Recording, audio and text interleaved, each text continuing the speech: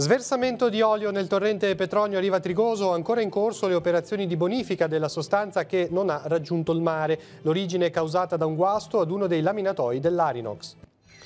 Discussione accesa a Rapallo sul ruolo dell'ospedale Nostra Signora di Montallegro, chiesto il potenziamento e la valorizzazione della struttura nella logica dell'ospedale unico del Tigullio. È crescente la globalizzazione dell'indifferenza, così il Papa, affrontando i temi economici con la Fondazione Centesimus Annus, l'invito di Francesco per una giustizia economica, di uguaglianza e di inclusione.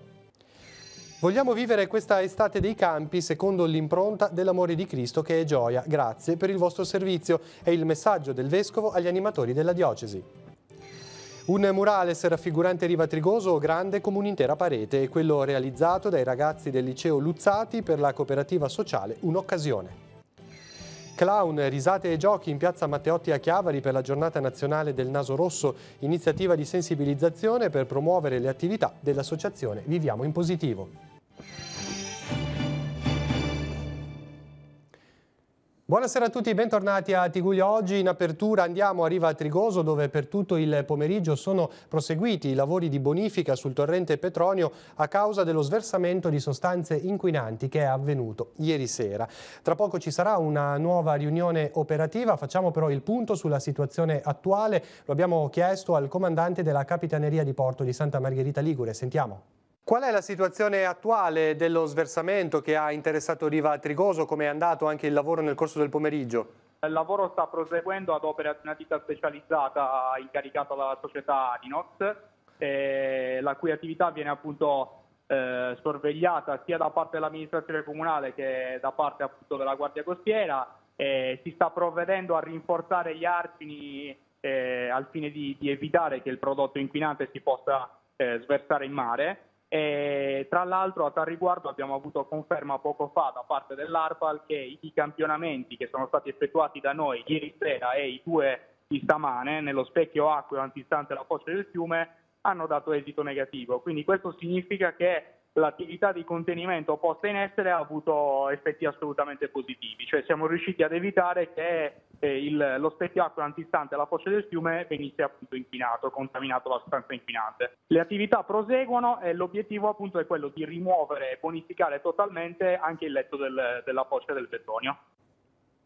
Facciamo un passo indietro, spieghiamo cos'è successo. Lo sversamento è stato scoperto grazie all'allarme lanciato da un cittadino. L'origine è stata rintracciata in un guasto ad uno dei laminatoi dell'Arinox. Il punto con Andrea Capitani.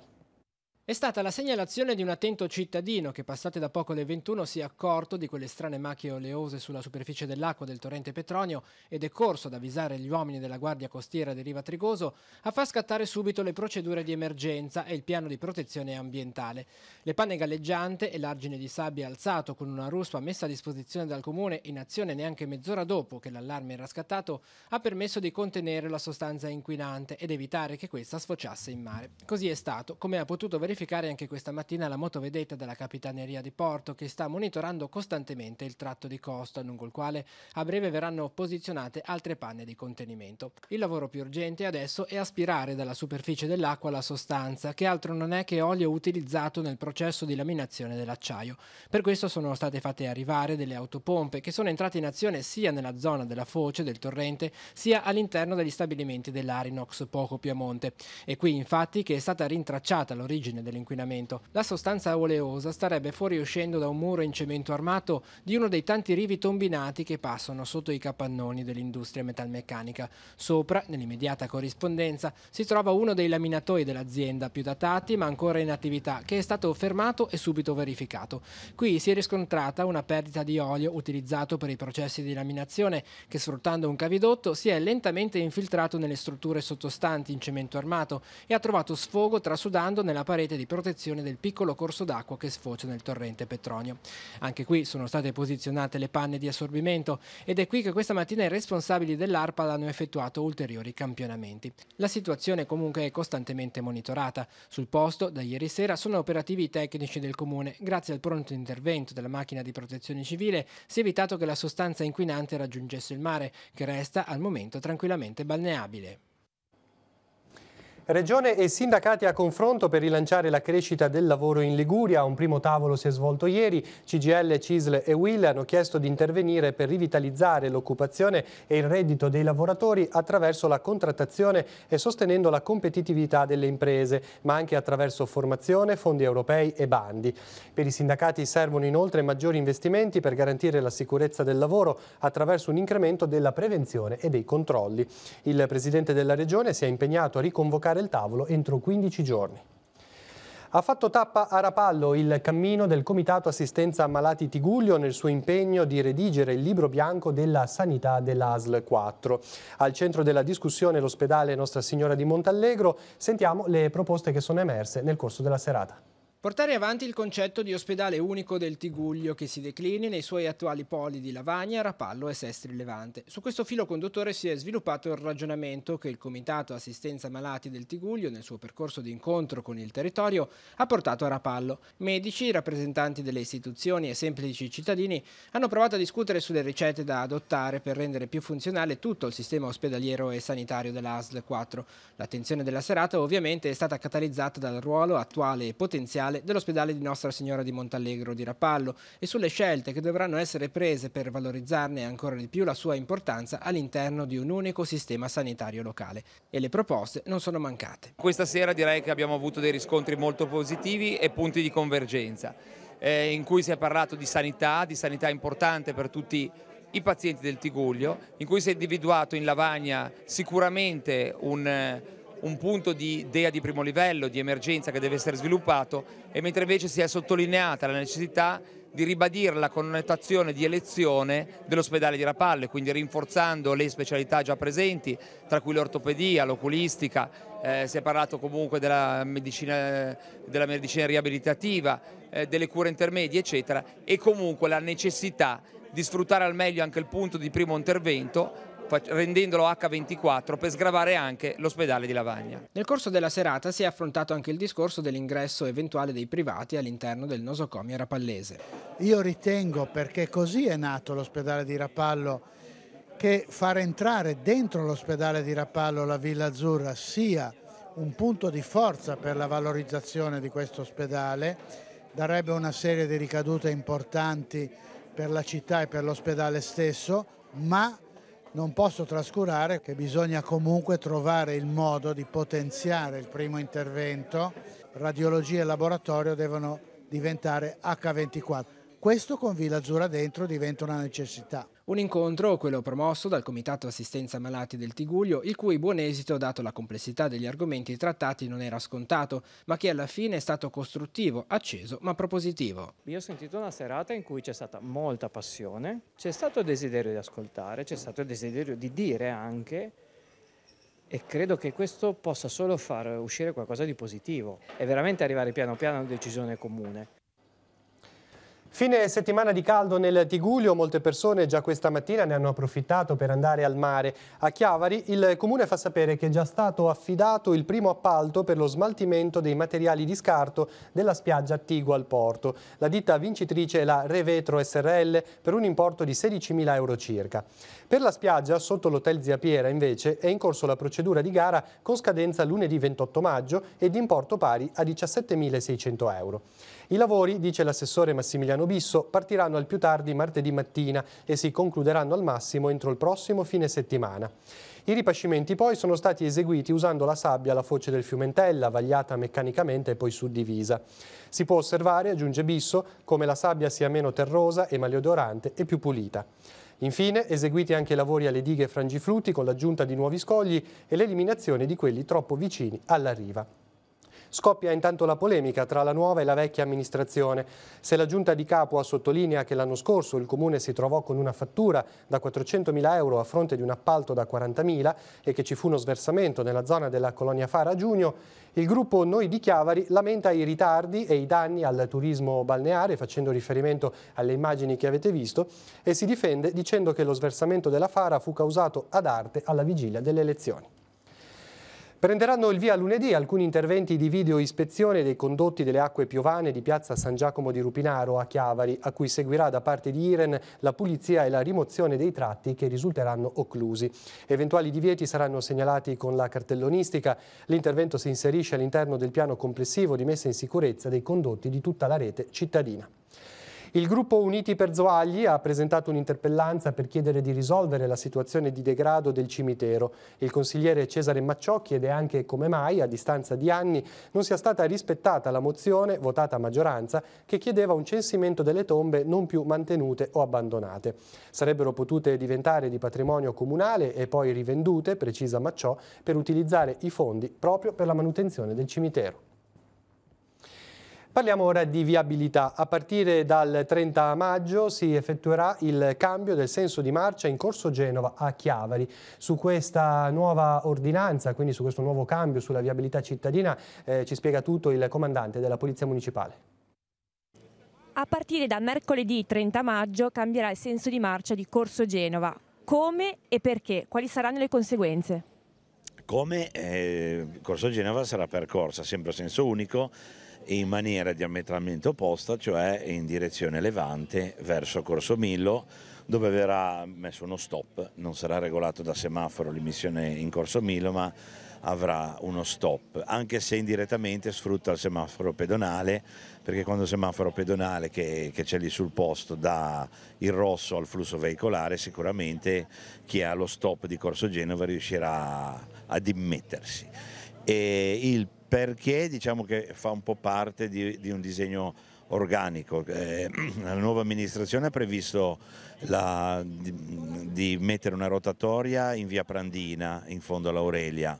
È un po' difficoltosa come rotatoria, non per mancanza di spazi, ma è difficoltosa per le pendenze, perché non è un piano orizzontale ma un po' inclinato. Comunque si riesce a fare. L'inversione di Corso Genova va ad integrarsi con questo intervento che ci sarà, di modo che chi scende dall'Aurelia non va ad intasare Viale Arata eccetera, ma può proseguire Corso Genova, percorrere il primo tratto a doppio senso, l'altro tratto a senso unico, poi ritrovarsi per andare verso le Evi, verso la zona ospedale, verso il Caruggio. E diciamo che indirettamente però già adesso, siccome abbiamo il problema di Corso Montevideo, che è una strada un po' troppo trafficata e soprattutto con parcheggi sia a destra che a sinistra, e questo intervento dovrebbe contribuire un pochino ad alleggerire il corso sul traffico su Corso Montevideo, nonché su Viale Arata e su una parte di Corso Millo.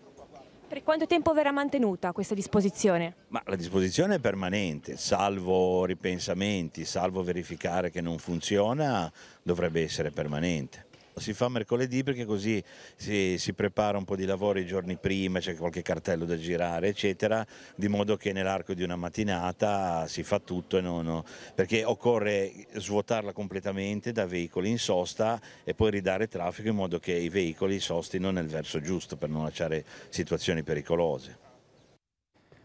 E a Chiavari c'è stato ancora un incidente stradale all'incrocio tra Corso Millo e Viale Tappani. È successo ieri sera, poco prima delle 20:30, due auto di grossa cilindrata, un Audi e una Mercedes, si sono scontrate. Ad avere la peggio l'uomo alla guida di quest'ultima auto, colpito sul fianco e rimasto intrappolato all'interno dell'abitacolo. Per estrarlo è stato necessario l'intervento dei vigili del fuoco, che hanno dovuto procedere con molta cautela in quanto l'airbag non si era attivato a seguito dello scontro. Una volta tirato fuori è stato soccorso dai medici del 118 e trasferito al San Martino di Genova. Ferite anche 2 delle 3 persone che si trovavano a bordo dell'altra auto che proveniva da Viale Tappani. Per accertamenti sono stati portati all'ospedale di Lavagna. Sul posto anche i militi della Croce Verde chiavarese e gli agenti della Polizia Stradale e Municipale che hanno effettuato i rilievi per accertare dinamica e responsabilità. Uno straniero di 27 anni è stato denunciato dai carabinieri di Chiavari per ricettazione. Il giovane è stato fermato nel centro città per un controllo e trovato in possesso di numerosi articoli di abbigliamento e profumeria. Non sapendo fornire una valida giustificazione, i militari sono risaliti alla provenienza degli articoli, scoprendo che erano stati rubati il giorno precedente a danno di esercizi commerciali. La refurtiva è stata recuperata e restituita. Siamo ora all'informazione religiosa. È crescente la globalizzazione dell'indifferenza, lo ha detto il Papa oggi incontrando la Fondazione Centesimus Annus. L'invito di Francesco è quello di una giustizia economica, di uguaglianza e di inclusione. Sentiamo. È crescente la globalizzazione dell'indifferenza, soprattutto davanti alle sfide morali che la famiglia umana è chiamata ad affrontare. Lo mette in luce il Papa all'annuale conferenza della Fondazione Centesimus Annus, fondata 25 anni fa da San Giovanni Paolo II, per portare la saggezza della dottrina sociale della Chiesa a quanti sono impegnati nel mondo degli affari e nei settori economici della società civile. Dopo un quarto di secolo questo compito rimane più che mai necessario, dal momento che le sfide sociali e finanziarie poste alla comunità internazionale sono diventate sempre più complesse ed interconnesse. Francesco sottolinea una delle sfide più attuali, la minaccia che le famiglie stanno affrontando a causa delle incerte opportunità di lavoro e dell'impatto della rivoluzione della cultura digitale. Il Santo Padre invita dunque la Fondazione a perseverare nell'impegno a costruire una cultura globale di giustizia economica, di uguaglianza e di inclusione e di un'etica rispettosa delle persone e del bene comune. Le attuali difficoltà e crisi nel sistema economico hanno una innegabile dimensione etica. Sono legate a una mentalità di egoismo e di esclusione che ha generato nei fatti una cultura dello scarto, cieca rispetto alla dignità umana dei più vulnerabili. Mediante un costante impegno con i leader dell'economia e della finanza, come pure con i dirigenti sindacali e altri del settore pubblico, voi cercate di assicurare che l'intrinseca dimensione sociale di ogni attività economica sia adeguatamente tutelata e fattivamente promossa. Veniamo in diocesi. Vogliamo vivere questa estate dei campi secondo l'impronta dell'amore di Cristo che è gioia, e grazie per il vostro servizio. È il messaggio che il Vescovo ha consegnato ai ragazzi e alle ragazze che si preparano a vivere l'esperienza dei campi estivi come animatori. Ieri sera nella chiesa delle Saline a Bacezza la veglia di preghiera e di affidamento. Le interviste di Don Luca Sardella. Perché ogni anno decidi di rimetterti in gioco nel servizio educativo verso i più piccoli?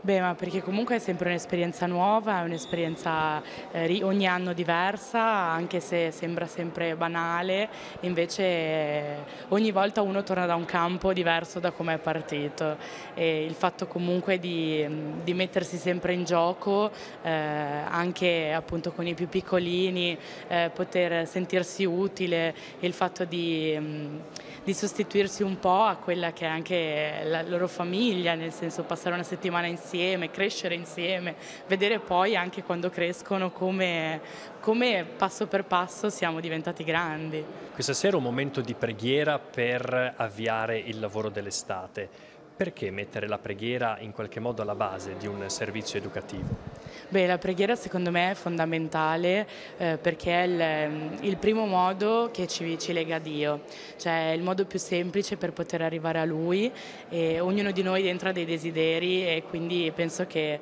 tutti vogliamo che qualcosa di nostro si realizzi, che possa essere, che si avveri, e quindi con l'aiuto di Dio è fondamentale. Che cosa ti attendi da questi giorni? Mi attendo delle gioie dagli altri, di fare delle cose belle, collaborazioni con gli altri e aspettarmi cose nuove. Che gruppo accompagnerai quest'estate? Accompagnerò il gruppo di San Pier di Canne con i più piccoli e con i più grandi animatori e i più piccoli delle medie e delle elementari. Perché per la seconda volta hai detto di sì?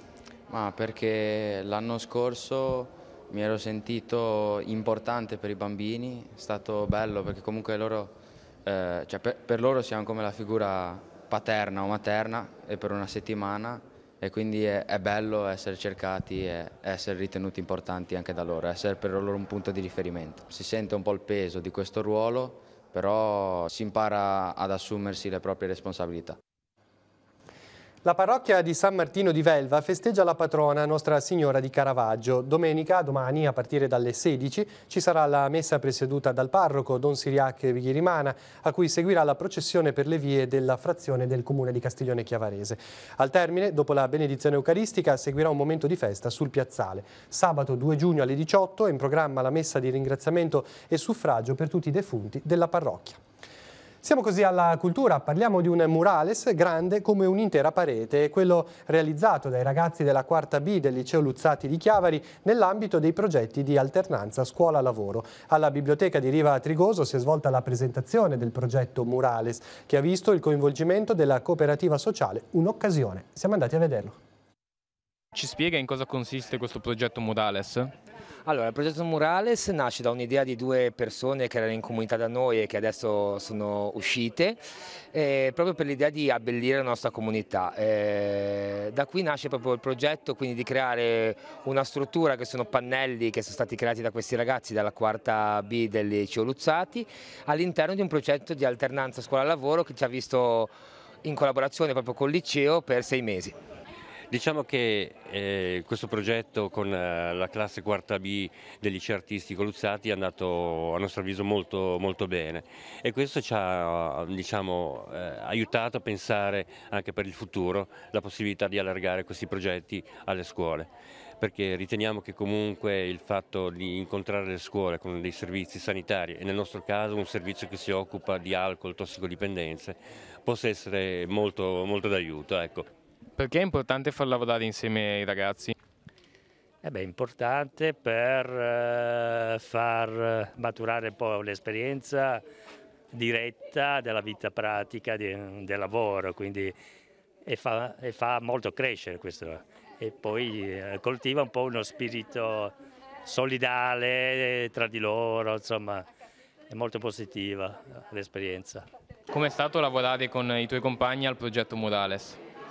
Beh, diciamo che è stata la prima esperienza perché non avevo mai fatto un lavoro collettivo ed è stato difficile perché ognuno di noi ha sia degli stili diversi che delle idee diverse, però ci siamo confrontati anche con i committenti, abbiamo trovato un accordo, diciamo, e abbiamo avuto alti e bassi con magari le proporzioni, cose più matematiche, però alla fine abbiamo trovato, cioè il lavoro ha dato i frutti, perché essendo che erano tutte idee diverse, comunque è riuscita una cosa originale e unica. E ora ci spostiamo a Chiavari, momenti di risate e gioco in piazza Matteotti con i volontari dell'associazione Naso Rosso, un appuntamento dedicato ai bambini, alle famiglie e non solo, vediamo. Lo scopo della giornata è cercare nuovi volontari che possano venire insieme a noi negli ospedali e raccogliere fondi per i progetti nazionali di VIP Viviamo in Positivo Italia Onlus. La nostra associazione è federata appunto a livello nazionale. Svolgiamo servizio in più di 200 strutture in tutta Italia, ma qui nel Levante siamo convenzionati con la ASL 4 e serviamo gli ospedali di Chiavari, Sestri Levante e Lavagna, dal pronto soccorso pediatrico e pediatria con i bambini fino agli anziani della RSA e di cure intermedie. Quali sono le attività in programma per oggi e fino a che ora? Allora, oggi ci trovate in piazza tutto il giorno fino alle 7:30 di stasera. Il clou sarà nel pomeriggio con le bolle di sapone giganti e lo spettacolino. E a chi è dedicato principalmente questa giornata?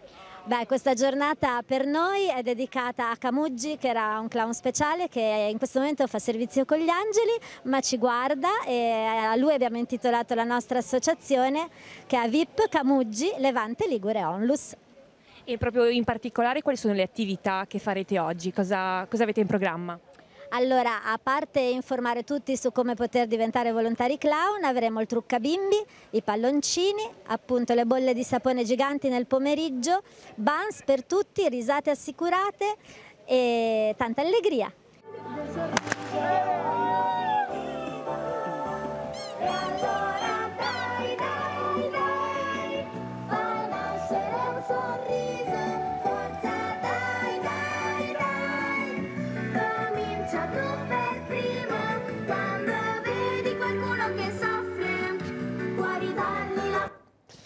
L'associazione L'Agorà di Lavagna ha rinnovato il consiglio direttivo che resterà in carica per i prossimi 3 anni. Marilena Vittori è stata riconfermata presidente per il secondo mandato. Vicepresidente è Lina Dall'Orso, tesoriera Patrizia Sivori, segretarie Barbara Tinelli e Cristina Tamassia. Nadia Agnecco e Daniela Soncina sono state elette consigliere. Per il collegio dei probiviri sono stati eletti Greta Canepa, Claudia Chiartelli e Marco Paganini. L'associazione La Torre di Levi ha organizzato un pomeriggio culturale al bar La Cereria di Chiavari. L'occasione è stata la presentazione della mostra di Daniela Spaggiari, pittrice di Moneglia.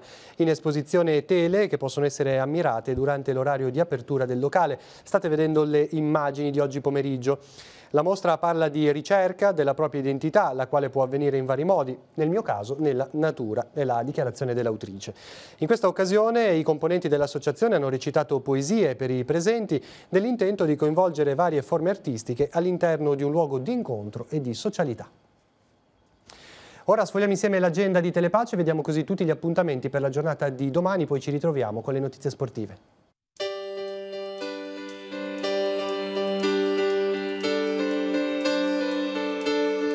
Appuntamenti in agenda per domenica 27 maggio. A Lavagna, tradizionale appuntamento con la Fiera della Trinità. I banchetti saranno allestiti in via Dante dalle 8 alle 13. Giornata dedicata ai bimbi sul Monte di Portofino a Santa Margherita Ligure per il trentennale della promulgazione della Convenzione ONU. Il ritrovo alle 9 all'accesso culm del parco. Seguirà un'escursione. Mostra micologica al Rifugio Devoto al Passo del Bocco e pranzo con menù incentrato sui funghi. L'inizio della giornata alle 9. Alle 9:30, per chi lo desidera, prenderà il via un'escursione guidata alla scoperta dei funghi primaverili. 37esima edizione della marcia non competitiva Into Verde de San Cumban. Il ritrovo alle 8 in località Maggi di San Colombano Certenoli, la partenza della gara alle 9:15. L'Osservatorio Raffaelli organizza un'escursione per miniere e per vino intorno a Verici. L'itinerario storico si snoda su sentieri e tratti di mulattiere sterrato con molti punti panoramici. Il ritrovo è alle 9 in Piazza della Vittoria, Casarza Ligure. Enjoy Genova, il programma di itinerari naturalistici liguri, continua con una gita a Borzone. Il ritrovo alle 9:45 di fronte al comune di Borzonasca. Torna a Chiavari l'appuntamento mensile con il Mercatino dei Sapori. Dalle 10 saranno presenti le bancarelle gastronomiche in via Rivarola. Seconda giornata della festa della focaccia a Recco, dalle 10 fino a sera, distribuzione gratuita di focaccia in varie zone della città. A partire dalle 10 all'ex convento dell'Annunziata di Sestri Levante si terrà la premiazione del vincitore dello Startup Contest promosso da Tigullio Crea Impresa. E continua la manifestazione dedicata all'eccellenza dell'extravergine di oliva Un mare d'olio a Santa Margherita Ligure. L'apertura degli stand in banchina Sant'Erasmo è prevista alle 10. In occasione della 10ª giornata nazionale sulle miniere, il Museo Archeo-Minerario di Castiglione Chiavarese ha organizzato delle visite guidate dalle 10:30 alle 15 per scoprire le risorse minerarie dall'età del rame all'epoca moderna.